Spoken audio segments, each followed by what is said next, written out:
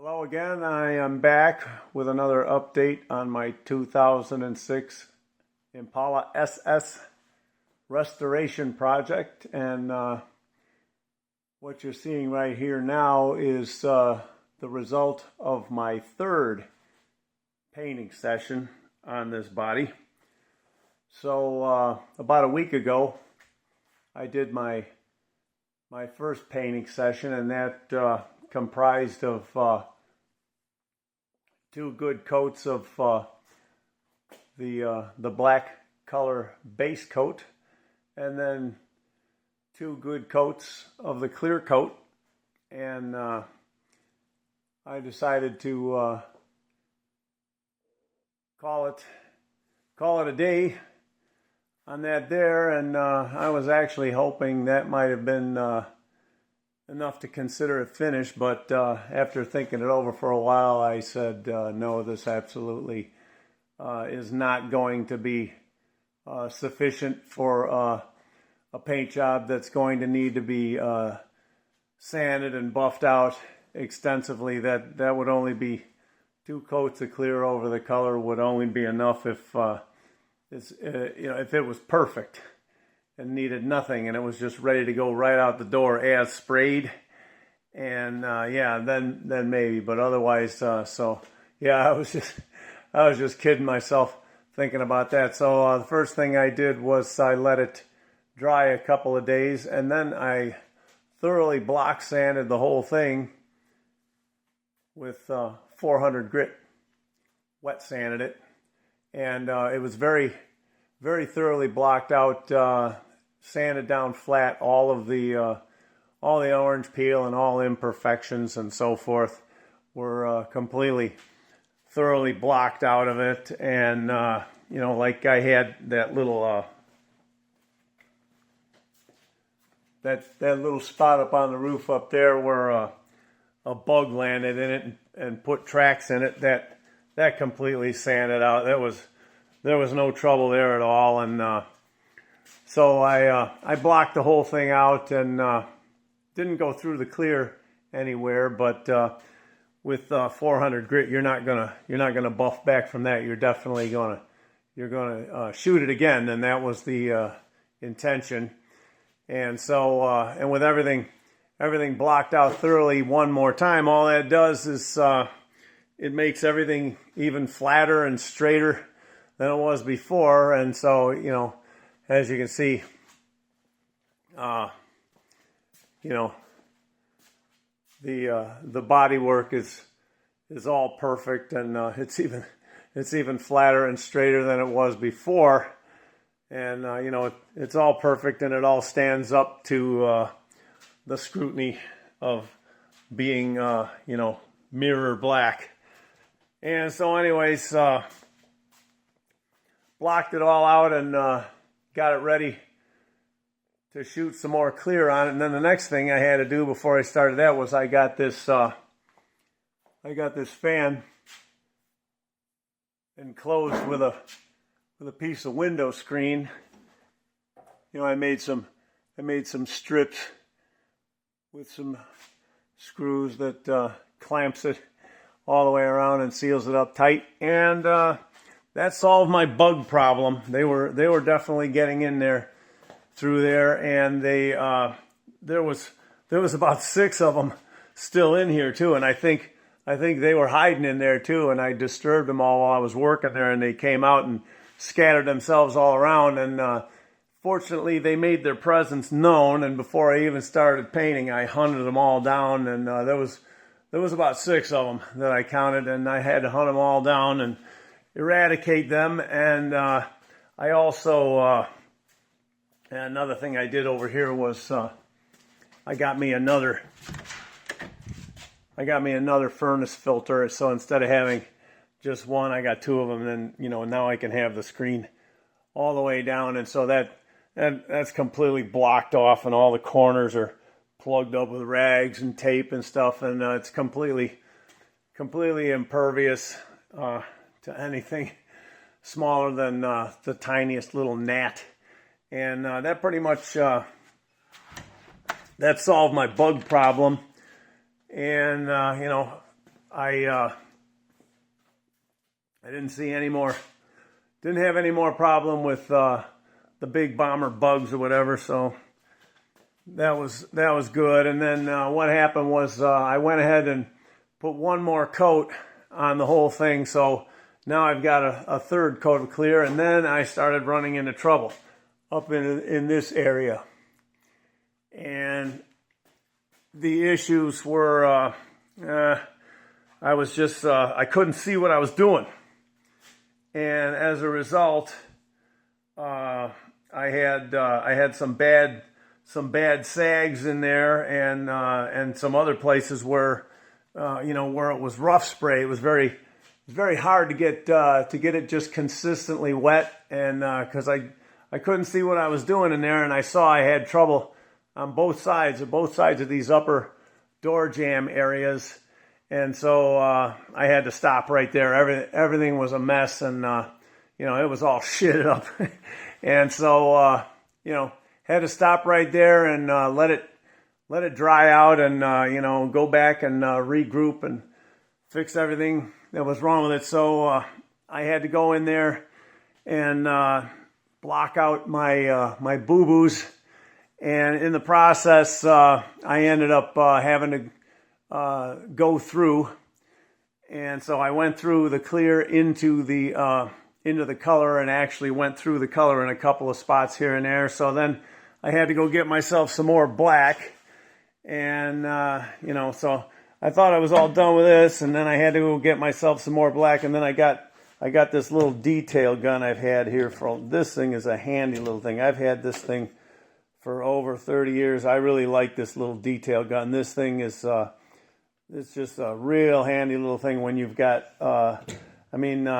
it's kind of like in between a full-size gun and, say, like an airbrush or something like that. It's not as fine as that, but it's very good for very fine, tight work when you just want to have, it's ideal for something like this here where you just want to do one little spot. You want to touch it up nice and neat, and you don't want to have, a lot of overspray and stuff. It's very easy to control and keep it tight, and so I had to shoot a little more black in there and get that all straightened out, and that took a little while. And then I had, like I said, I had to solve my bug problems, and then there's still dust problems in here, and I never really got that.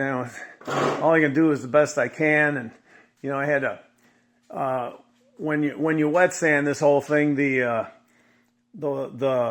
there's a slurry of dust in the water, and it runs around and everything, and it gets inside of here, and it gets on the floor and everything. And then when that water dries, now that's just all dust, and it's a lot of dust when you sand the whole car, and all that had to be washed out. And I had to take a bucket and rags and soap and water and try to wash all that dust out of there. And then I took my mop and bucket, and I mopped the whole floor and everything, and I just tried to do the best I can. And then I finally got ready this afternoon to go ahead and shoot the clear again. And so I, with all the work I had to do to get ready, I didn't get started until late in the afternoon, and I ended up putting 3 more coats of clear on it with about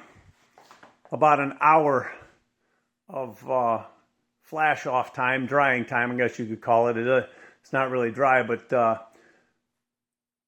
I had about an hour of waiting time in between each coat. And the way I solved this problem up here, what I realized is because I'm looking up into the lights, I got a lot of light in here so I can see what I'm doing. I put up a whole bunch of light in here, but it's like if you have to come up here from underneath and you're trying to see what you're doing under there, and that's the problem. All this light's just dazzling me up here. I can't see how it's going on. I can't see what I'm doing, and I realized that. So what I did was I turned all the overhead lights off, and I got not all of them, but most of them. I think I left one on over the bench or whatever, just so I could see when I'm walking around. I took this lamp and set it up so, you know, you put that lamp, you know, right there, facing upward to illuminate this, you know, so I could see what I'm doing when I'm trying to get that coat in that upper jam area. And even still, it's hard to see. You've got to get it just the right angle so you can, you know, kind of, if you can't look at it straight on, you got to get it over to the side from it, and so you can see the reflection, and so you can see how it's going on. And you know, I just had to take a lot of extra care. And the reason why this is important is because I don't want to buff in here. You know, all this stuff, it doesn't have to look perfect because nobody really looks at this unless the door is open. It does have to be nice. I mean, the door seals, they seal on this, and you can't have it rough as a corn cob. You know, you gotta lay it on wet, consistent, and it's gotta, you know, you want it to look nice. You don't want a bunch of, you know, bad runs and sags hanging in there either. You know, I take a little bit of pride in this, and you know, so that's what it took to get that, and I had to focus on that. You know, it was very, very labor intensive, and just, you know, just trying to see what the heck you're doing and everything. And yes, I tried rolling the body over too. I tried that the first time around, and what happens is it brings the top all the way down here where the rocker is, or even a little lower, and it's too close to the floor. And it's just bringing up a lot of dirt off of the floor. And, you know, I already thought of that. I already thought of rolling over. Well, what I did was I tilted it down to me, you know, a few degrees, like, you know, a couple of clicks over. And then I kind of sat down on a stool, and I still shot up to it. Another thing, you know, you got to keep going from side to side, and when you're shooting and stuff, and it's too much.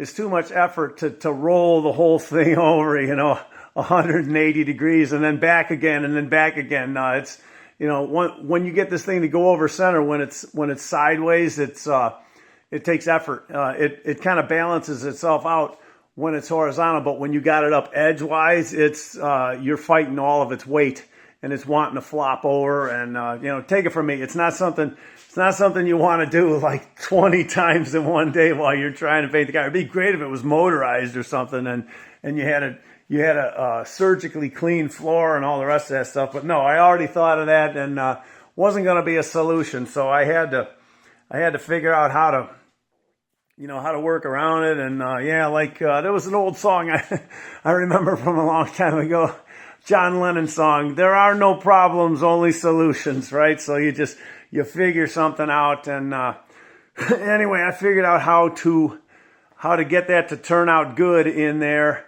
so I'm not going to have to do any sanding or buffing in there. And it's, you know, it's got to all blend in and everything. And then I got my what I did was I ended up 3 more coats in total. So I started out with 2 coats on the first session. I managed to put 1 more coat on the roof and the quarters, and when I got to the upper door jambs, I realized I really shitted it up, and I had to just stop right there. So that was 1 more. That's a total of 3. And and on the first 2, I partially sanded it off. So we can call that 1.5, maybe, I don't know. But so anyway, but then there was a 3rd coat, and then 3 more today. And so I think I got enough on there now that I can safely, anything that this, any imperfections, and I don't know if you can see that, very, very slight, tiny little sag there. It's almost imperceptible, and that's it. That's the only flaw. Everywhere I've been all over this thing, and that's the only spot where got a little too wet right here, and as it came down the slope, and that stuff happens, you know. And that's nothing. That's gonna block out of there like you know, instantly. Zero effort, no problem at all. And so, you know, I've been all across this roof here. So the entire outer and you know, the lower jams and then the upper jams, they had to, you know, they're kind of like their own section. But you know, the outside is where I'm gonna be doing all the buffing and all the sanding and buffing. So that's where you know, you got to make sure you got enough material. And you know, as you can see, I don't know why it's going out of focus. I really don't. But you know, as you can see, everything's dead straight and flat. And it got a little bit of dry spray up in here. I don't know if you can see it. It's nothing though. The reason why is because you know, I had to shoot the roof and the quarters first, and then come around here and, you know, get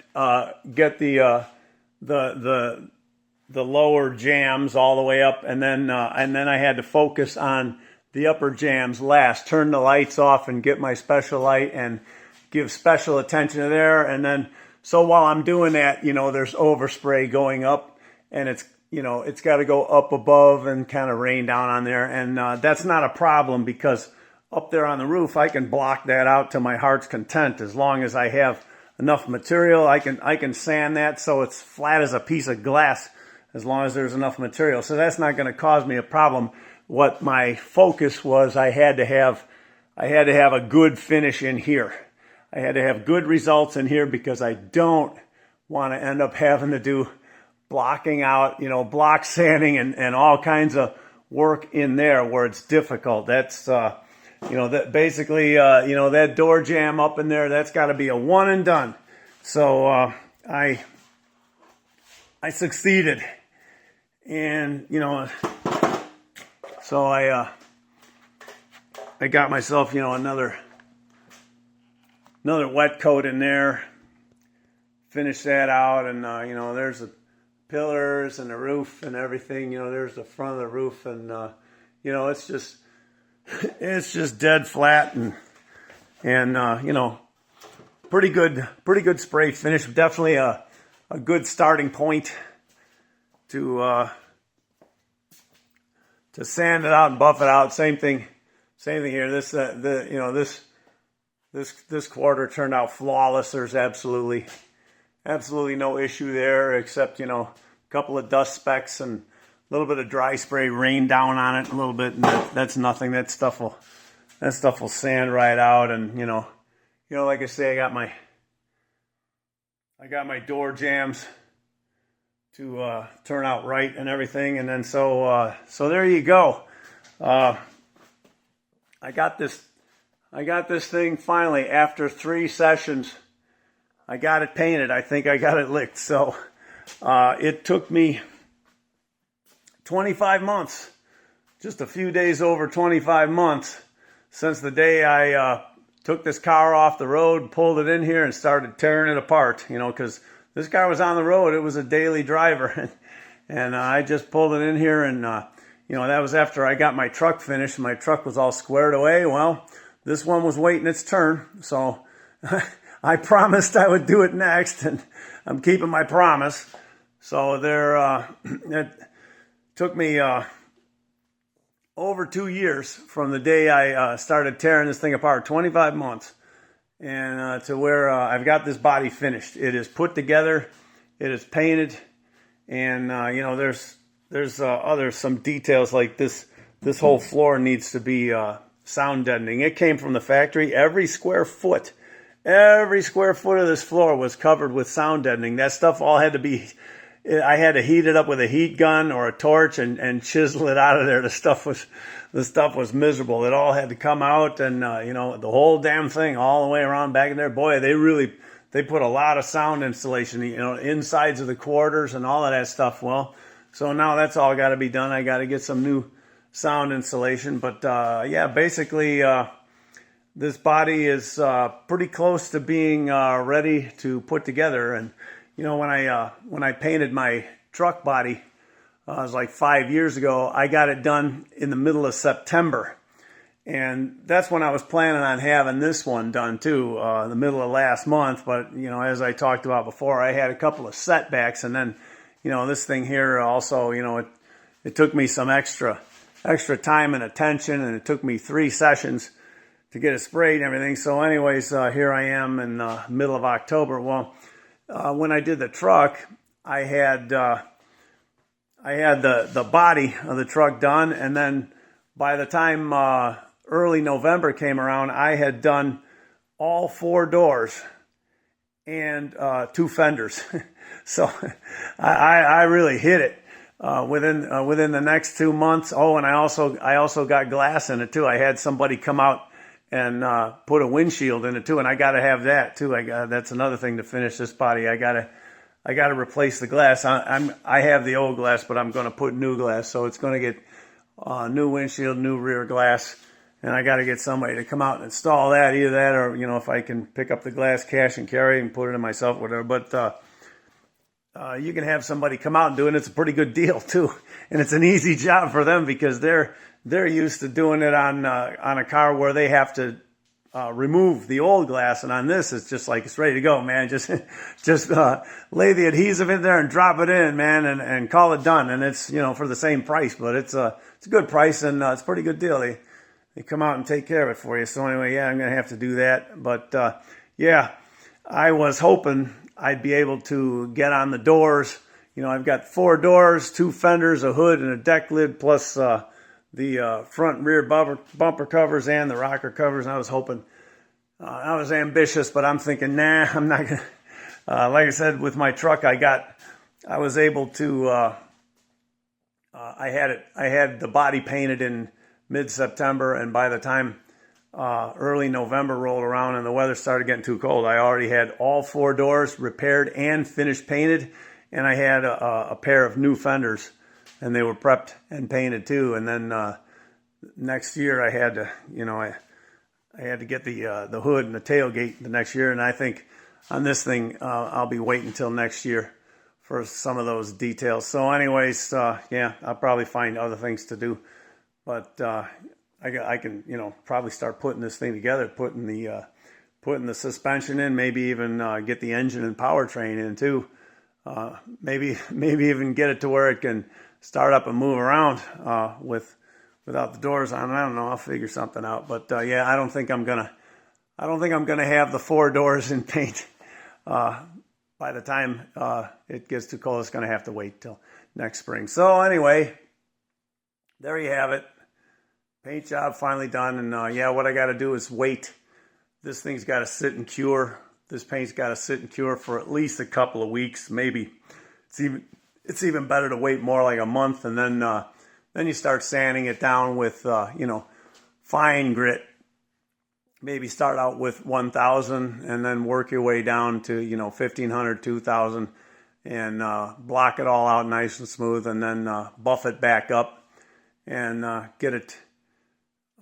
Get all the little dirt specks out of it and everything like that, and get it so it looks good. So there you go. Till next time, thanks for watching. Oh yeah, you know what else? I was just about ready to end it. But anyway, yeah, this is something here. If anybody is interested, I found these are a good tack rag, Gerson brand, and I was using these 3M before, and what I found is these 3M, they put a little bit too much of the stickum on there. It's just a little bit too much, and it's hard to wipe with these things without it's excessive, the amount of stickum on there. They put a little too much on, and this Gerson brand, these are nice tack rags. They put less of the stickum on there. There's just enough stickum to get it to work, but not too much. They got just the right amount of stickum, so I would recommend these. These are good, and it's not every day I find something that's better than 3M. So I would recommend these if you want a good tack rag that doesn't have too much goo, and if you press a little too hard, it leaves some of the goo behind, which is what you don't want. So these are good stuff. Yeah, and then so anyway, yeah, I guess that's about it now. So thanks for watching, and so long.